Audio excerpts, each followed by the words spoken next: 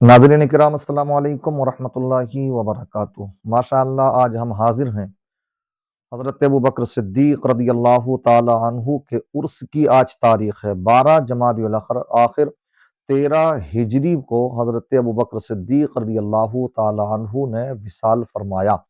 इसलिए आज हम आपकी बारगाह में हाजिर हैं कि मेरी तरफ से आप सबकी तरफ से हज़रत अबू बकर सिद्दीक़ रज़ियल्लाहु ताला अन्हु की बारगाह में खिराज अक़ीदत पेश हो जाए।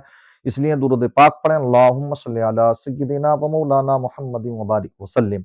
मैं नदीम अहमद नूरानी साहब के चंद अशआर जो हज़रत अबू बकर सिद्दीक़ रज़ियल्लाहु ताला अन्हु की मनक़बत पर मुश्तमिल हैं, वो आपके सामने पेश करने की सआदत हासिल कर रहा हूँ।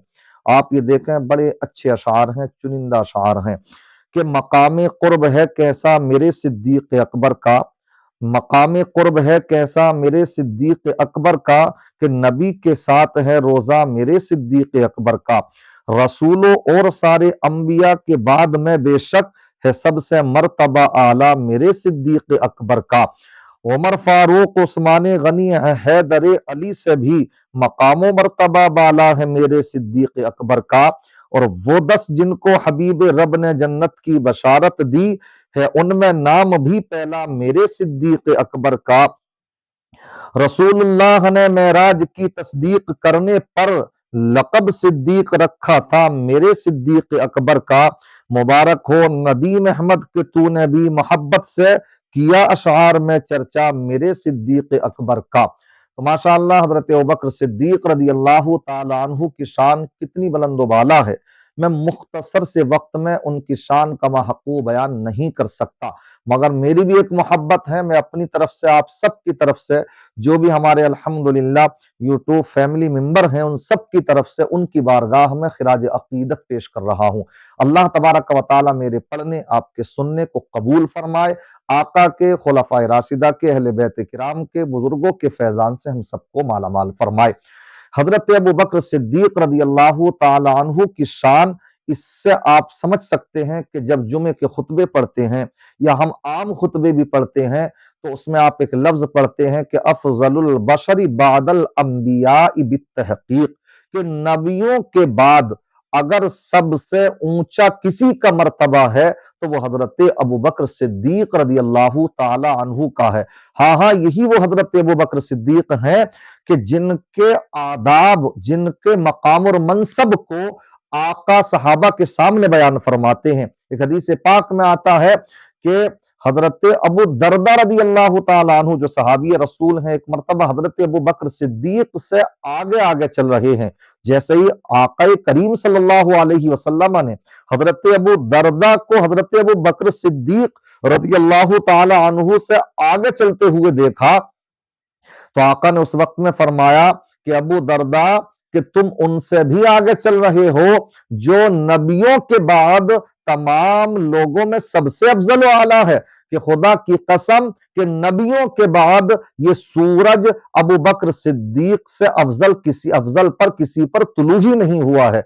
यानी आका ने बयान फरमाया कि नबियों के बाद अगर सबसे बुलंदोबाला किसी का मकाम और मर्तबा है तो वो मेरे अबू बकर सिद्दीक रज़ी अल्लाह ताला अन्हु का है। तो आका ने हजरत अबू दरदा को उनके भी आगे चलने से मना फरमाया। और ये भी इस बात से भी उनकी शान जाहिर होती है कि प्यारे आका सल्लल्लाहु ताला अलैहि वसल्लम की ज़ौजा मोहतरमा और हम सब की माँ उम्मुल मोमिनीन सय्यदतुना हजरत आयशा सिद्दीक़ा रज़ियल्लाहु ताला अन्हा, ये हजरत अबू बकर सिद्दीक ही की साहबजादी हैं। और एक मरतबा प्यारे आका सल्लल्लाहु ताला अलैहि वसल्लम हजरत आयशा सिद्दीक़ा रज़ियल्लाहु ताला अन्हा की गोद में अपने सर को रखे हुए आराम फरमा रहे हैं। हजरत आयशा ने पूछ लिया, या रसूल अल्लाह, रात का वक्त था कि आसमान में इस वक्त जितने सितारे जितने भी चमक रहे हैं, क्या इतनी भी नेकियां किसी की हो सकती हैं? तो आका ने फरमाया कि इतनी नेकियां तो मेरे उमर की हैं। तो हम माँ बेटी बेटी ही होती है। इसलिए अर्ज करती हैं उसी वक्त में, ये मेरे ताजदार और मेरे वालिद मोहतरम की। तो आका ने फरमाया कि तुम्हारे वालिद मकाम का मकाम ये है कि उमर की पूरी जिंदगी की नेकियां میرے ابو بکر کی ایک نیکی کے برابر بھی نہیں ہو سکتی ہے۔ یہ مقام کس کا ہے اور کون بیان فرما رہا ہے؟ یہ پیارے آقا صلی اللہ تعالی علیہ وسلم بیان فرما رہے ہیں، اور یہ فضیلت مطلقہ ان کو حاصل ہے الحمدللہ۔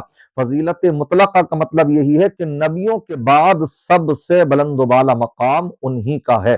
ہاں کچھ چیزوں میں جزوی فضیلت دیگر کو حاصل ہے، لیکن اس سے ان کی فضیلت مطلقہ پر کوئی اثر نہیں پڑتا۔ حضرت ابوبکر صدیق رضی اللہ تعالیٰ عنہ کے تعلق سے ایک موقع پر آقا نے ارشاد فرمایا کہ اے میرے امتیوں، تم جانتے ہو کہ اگر تمام امتیوں کے قیامت تک پیدا ہونے والے تمام مسلمانوں کے ایمان کو ایک پلے میں رکھ دیا جائے اور میرے ابو بکر کا ایمان کا پلہ ایک طرف ہو تو میرے ابو بکر کے ایمان کا پلہ بھاری ہو جائے گا۔ سبحان اللہ۔ اور ایمان کا جب پلہ بھاری ہے تو پھر اعمال کے اعتبار سے بھی کوئی بھی ان سے افضل اعلیٰ نہیں ہو سکتا ہے۔ یہ میرے آقا کریم صلی اللہ علیہ وسلم نے ان کو یہ فضیلت بیان فرمائی ہے، اس لیے پیارے آقا صلی اللہ تعالی علیہ وسلم کے سچے جانشین بھی ہیں، پیارے آقا صلی اللہ تعالی علیہ وسلم کے یار غار بھی ہیں۔ اور ایک بات میں آپ کو بتلاتا چلوں، اگر کوئی ایسے صحابی کہ جن کی صحابیت کا سیدھے سیدھے قرآن میں صراحتاً ذکر ہے تو وہ حضرت ابو بکر صدیق ہیں، کہ جب غار میں آپ موجود تھے آقا کے ساتھ غار سور میں، تو اس وقت میں قرآن نے اس وقت کے منظر کو بیان فرمایا ہے، ان کا ذکر قرآن میں اللہ نے بیان فرمایا اذ یقول لصاحبہ لا تحزن ان اللہ معنا، کہ آقا اپنے ساتھی سے حضرت ابو بکر صدیق سے کہہ رہے تھے۔ تو یہاں پر صاحب کا لفظ حضرت ابو بکر صدیق کے لیے آیا، اس کا مطلب یہ ہوا کہ حضرت ابو بکر صدیق رضی اللہ تعالی عنہ کی صحابیت یہ نص قطعی سے ثابت ہے، صراحتاً قرآن سے ثابت ہے۔ اگر ان کے صحابی ہونے کا کوئی انکار کرتا ہے تو وہ ایمان سے خارج ہو جائے گا۔ کیوں؟ اس لیے کہ اس نے گویا کہ پھر قرآن کا انکار کر دیا۔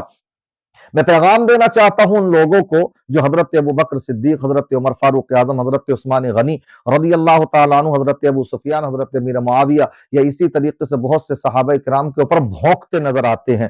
آج یہ بھی زمانہ چل رہا ہے، مگر یاد رکھنا کہ حضرت علی رضی اللہ تعالیٰ عنہ کے خود کے صاحبزادے محمد بن حنفیہ جو تابعی ہیں، انہوں نے ایک مرتبہ خود حضرت علی سے پوچھا تھا، یقول، وہ کہتے ہیں اپنے والد محترم سے کہ میرے والد محترم آپ یہ بتائیے مجھے کہ ای الناس خیر بعد الانبیاء، کہ نبیوں کے بعد سب سے بہتر انسان کون سا ہے؟ تو اس وقت میں پوچھ کون رہے ہیں؟ حضرت علی رضی اللہ تعالیٰ عنہ کے صاحبزادے محمد بن حنفیہ، کس سے؟ مولائے کل حضرت علی رضی اللہ تعالیٰ عنہ سے۔ کیا کہ سب نبیوں کے بعد سب سے زیادہ افضل و اعلیٰ مقام کس کا ہے؟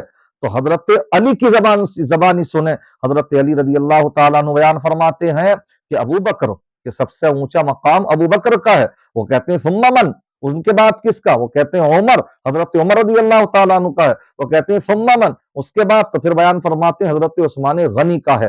یہ خود حضرت علی بیان فرما رہے ہیں۔ اس لیے وہ رافضی شیعہ جو کہ حضرت علی رضی اللہ تعالیٰ عنہ کی محبت میں غلو کر کے چلے گئے اور حد سے تجاوز کرتے ہیں اور ان خلفاء ثالثہ کو برملا گالیاں بکتے ہیں، برا بھلا کہتے ہیں، وہ کیا ہے، ہوش کے ناخن لیں اور خود حضرت علی رضی اللہ تعالیٰ عنہ کے فرمان کو سنیں۔ اس لیے اگر آپ کو حضرت علی سے سچی محبت ہے تو میں سمجھتا ہوں ان کے اس فرمان کو بھی پھر حلق سے نیچے اتارنا چاہیے، خود ان سے سیکھیے ان کا ادب، اس لیے ان کی شان بڑی بلند و بالا ہے۔ خود اس بات کی شہادت اس بات سے ہے کہ آج جس روزہ رسول صلی اللہ علیہ وسلم پر 70,000 فرشتے صبح میں اور 70,000 فرشتے شام میں تشریف لاتے ہیں، اور پھر جو فرشتے ایک مرتبہ آ جاتے ہیں پھر ان کو کبھی موقع نہیں ملتا ہے، تو جہاں آقا کے روزے پر ان کی حاضری ہوتی ہے تو بغل میں حضرت ابو بکر صدیق اور حضرت عمر فاروق اعظم کی بارگاہ میں بھی وہ آتے ہیں۔ آج آقا کی بغل میں، آقا کے پہلو میں اگر کوئی جلوہ افروز ہے تو وہ آپ کے یار غار حضرت ابو بکر صدیق اور حضرت عمر فاروق اعظم ہیں، بڑی شان کے مالک ہیں۔ لیکن اس کے باوجود ان کا خوف خدا کا معاملہ دیکھیں تو پرندے کو دیکھتے ہیں تو ایک مرتبہ کہتے ہیں اے پرندے تو آزاد ہے کہ تو کل قیامت کے دن مٹی کر دیا جائے گا، اس لیے کہ جانور مٹی ہو جائیں گے، بس مخصوص جانوروں کے علاوہ، کہ وہ کہتے ہیں کہ تو مٹی کر دیا جائے گا، تجھ سے کیونکہ کوئی حساب نہیں ہونا ہے۔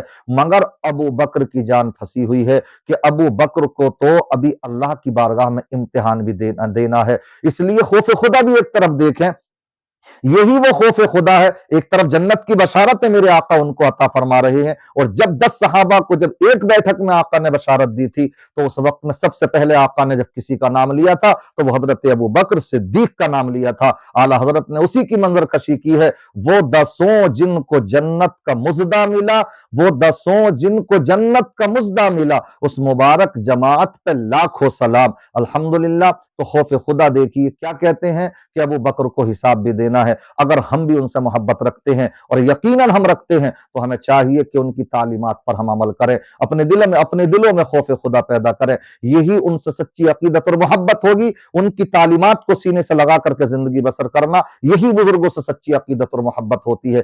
آقا سے بھی سچی محبت یہی ہے۔ اس لیے یہ یاد رکھیں آخر میں کہ جو کوئی ان صحابہ کو برا بھلا کہتا ہے تو گویا کہ وہ آقا کو برا بھلا کہتا ہے، اور اگر کوئی ان کے اندر کمی نکالتا ہے تو یہ سچے آقا کے شاگرد ہیں، براہ راست، ڈائریکٹ انڈائریکٹ نہیں۔ اگر کسی نے علم حاصل کیا ہے ڈائریکٹ آقا سے تو آقا ان کے استاد، اور ان کے اندر کمی نکالنے کا مطلب سیدھے سیدھے پھر استاذ میں کمی نکالنا ہے۔ اس لیے وہ لوگ جو ان کے اوپر بھونکتے نظر آتے ہیں، طرح طرح کی برائیاں کرتے نظر آتے ہیں، تو وہ ہوش کے ناخن لیں، وہ یہ یاد رکھیں کہ شاگرد کے اندر عیب نکالنے کا مطلب استاذ میں عیب نکالنا ہے۔ تو اس کا مطلب کہ پھر ان آقا کی تربیت میں کوئی کمی رہ گئی کہ تو جو تم حضرت ابوبکر کو برا بھلا کہتے ہو، حضرت عمر فاروق اعظم کو برا بھلا کہتے ہو، حضرت عثمان غنی کو برا بھلا کہتے ہو، اس لیے آخرت کی فکر کریں، اللہ کا خوف اپنے دلوں میں پیدا کریں، ان کے تعلق سے بکواسیں نہ کریں، بلکہ یہ جانیں کہ وہ معزز ہستیاں ہیں